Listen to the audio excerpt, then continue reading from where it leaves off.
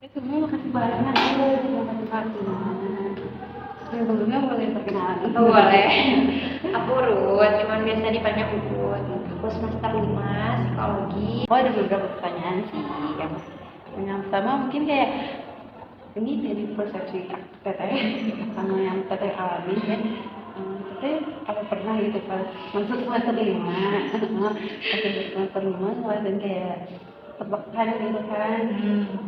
Kayak udah nggak kuat gitu karena kan banyak orang-orang yang bilang pas semester 5 tuh semester pusing-pusing stres kita pernah ngalamin ya? Oke, kalau aku sendiri sebenarnya ngerasainnya tuh gini. Jadi waktu masuk semester 5, kalau misalnya aku sendiri jujur ada aja up and down-nya gitu. Maksudnya aku sendiri ngerasain dan juga tekanan. Mungkin aku bisa dibilang stres tuh ada banget gitu. Cuman ya tekanannya itu yang nggak berlarut-larut. Yang kalau depresi kan sampai berlarut-larut gitu dan lama gitu. Nah kalau mungkin aku stresnya tuh mungkin sehari, 2 hari, atau 3 hari kayak gitu-gitu. Dan dibilang tertekan tuh ya mungkin salah satunya karena overthinking juga. Belum mulai tapi udah aduh ini gimana, ngerjainnya gimana, segala macam, udah overthinking segala macam, takut. Jadi itu juga yang sebenarnya membuatin stres gitu. Atau teman-teman kelompoknya juga bisa. Dan ya rata-rata itu sih. Kan tadi teteh ngebahas tentang tekanan ya, udah teteh buat mahasiswa-mahasiswa semester 5 yang sampai berpikir untuk mengambil hidup tekanan apalagi selain kelompok sama gitu itu ada apa menurut teteh? Oke, kalau menurut aku yang pertama mungkin bebannya besar, tapi yang kedua adalah dia nggak punya lingkungan yang mendukung atau yang peer support gitu ya. Entah itu keluarga, entah itu teman-teman, entah itu ya lingkungannya lah yang mendukung dia untuk istilahnya tetap sehat atau tetap positif atau tetap bertahan lah kayak gitu. Jadi nggak ada supportnya itu loh. Jadi dia merasa sendiri. Ketika dia merasa sendiri dia overthinking, terus merasa dirinya nggak bisa ini itu, nggak bisa apa ya istilahnya, nggak yakin gitu loh menghadapi kedepannya gimana. Jadi yang pertama yang menyebabkan selain beban tugas dan lain-lain adalah dia nggak punya lingkungan atau support gitu ya.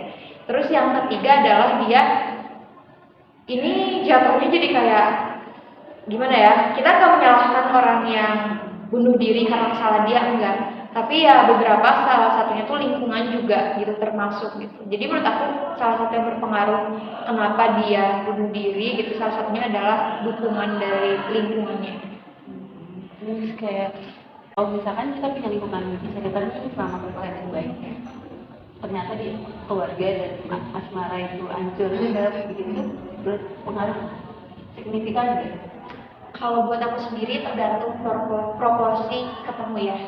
Misalnya aku emang banyak di perkuliahan, tapi oke, aku tahu nih lingkungan kuliah aku kurang baik buat aku membatasi diri. Tapi ketika aku pulang ke rumah, aku sangat mendapatkan energi positif. Jadi tergantung proporsi kita. Tapi kalau kita memaksakan diri untuk fit in di lingkungan kuliah kita, kitanya bakal capek gitu. Tapi kalau menurut aku secara keluarga adalah satu tempat pertama gitu, bisa mendukung gitu, bisa mendukung atau membantu kita sembuh sebenarnya kalau keluarga. Kemudian ya selama apa ya, kitanya juga bisa membatasi dengan lingkungan mana kita fit in gitu, itu sangat apa ya, bisa mempengaruhi juga lah. Terus menurut teteh kapan sih waktunya kita kayak pas masih benar di titik rendah tuh harus apa ya kayak bercerita ke orang yang profesional tuh bisa kan? Oke, yang pertama adalah ketika kita udah ngerasa nggak berharga, itu sangat perlu banget kita apa ya, cerita ke orang, karena itu hanya pikiran kita sendiri kan, kita hanya bergumul sama pikiran kita sendiri. So kalau kita udah ngerasain bener-bener yang kayak kita udah ngerasa nggak berharga, itu lebih baik kita ceritalah ke seseorang yang bisa kita percaya. Terus habis itu adalah ketika kita udah mulai timbul pikiran-pikiran untuk menyakiti diri sendiri, self harm atau pikiran-pikiran untuk mengarah ke menyakiti diri termasuk bunuh diri, itu juga udah harus kita cerita ke teman terdekat ataupun ke profesional gitu. Dan ketiga, ketika tindakan self harm itu udah dilakuin, jadi awalnya ya dari pikiran, terus ternyata tindakannya udah dilakuin, itu adalah tanda ataupun waktunya kita udah harus konsul ke apa sih, psikolog atau yang ahli gitu. Sebenarnya yang sederhana pun kayak kita merasa sangat-sangat tertekan dalam kondisi waktu misalnya tertentu, itu pun kita udah bisa cerita gitu ke orang lain gitu. Cuman kalau yang punya semakin cepat semakin baik lah gitu. Kalau misalkan dari gimana sih cara kita sebagai orang sekitar, kalau misalnya lihat teman kita yang mengalami titik terburuk atau kitanya sebagai korbannya juga ada cara-caranya gitu. Mungkin buat orang lain dulu kali ya, orang lain yang merasakan stres atau misalnya lagi tertekan gitu, yang bisa kita lakuin pertama adalah mendengarkan, karena salah satu mungkin mereka tuh nggak bisa mengungkapkan sehingga semua terpendam dalam diri gitu. Jadi yang bisa kita lakukan adalah sediakan ruang untuk dia berbicara, kita mendengarkan. Kita nggak perlu kita nggak perlu kayak lu tuh salah lo mikir gini, kita nggak perlu kayak gitu, cukup mendengerin aja, cukup dengerin, cukup kamu capek ya gitu, jangan lupa istirahat ya, kalau kamu butuh apapun boleh kasih tahu aku ya, atau kalau kamu butuh cerita lagi boleh kasih tahu aku ya, cukup tunjukin kalau kita tuh ada di sini loh buat kamu gitu, jangan takut sendiri gitu. Itu yang pertama gitu. Dan juga itu mendengarkan ya gitu. Dan yang kedua, kalau memang dia butuh saran, kita bisa menyampaikan saran itu. Entah mungkin kamu bisa berpikir lebih positif, tapi itu pun saran sangat tidak dianjurkan.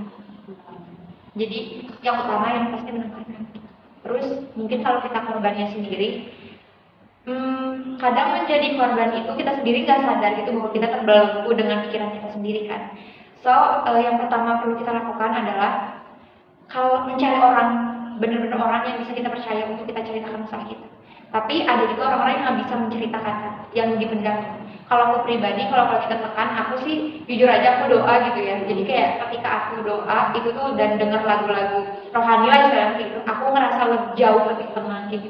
Dan ketika kita udah tenang, kita bisa mengatur lagi pikiran-pikiran yang negatif itu dibuang, mulai lagi menata apa yang harus kita lakuin, kayak dengan pelan-pelan gitu, satu-satu gitu. Dan satu lagi sih, aku tuh baru juga bahas tentang ini, tentang positif self talk, dimana kita mengungkapkan kata-kata positif kepada diri kita gitu, kayak lu sehat, lu baik, lu berharga kayak gitu. Jadi mengungkapkan semua hal positif kepada diri kita sehingga stimulus gitu diri kita dan juga pikiran kita untuk positif. Sebenarnya menurut aku lebih worth it untuk kita cerita ke teman atau orang-orang terdekat kita atau langsung ke profesional. Oke, sebenarnya ini tergantung juga ya. Jadi kalaupun masalahnya itu memang yang sangat serius, sangat privasi, sangat membutuhkan kayak intervensi ya gitu, atau mungkin istilahnya penanganan lebih lanjut, kamu lebih baik cerita kepada profesional. Tapi kalau misalnya masalahnya istilahnya tuh kita masih bisa kita tangani dengan cerita dengan orang terdekat gitu, itu sangat boleh cerita ke orang terdekat. Nah, yang tahu kadarnya ini privasi, berat, ringan itu diri sendiri. Iya, pertanyaan aku udah sampai jawab banget ya. Makasih. Sebelumnya aku izin buat ini buat presentasi nggak apa-apa? Nggak apa-apa. Terima kasih banyak.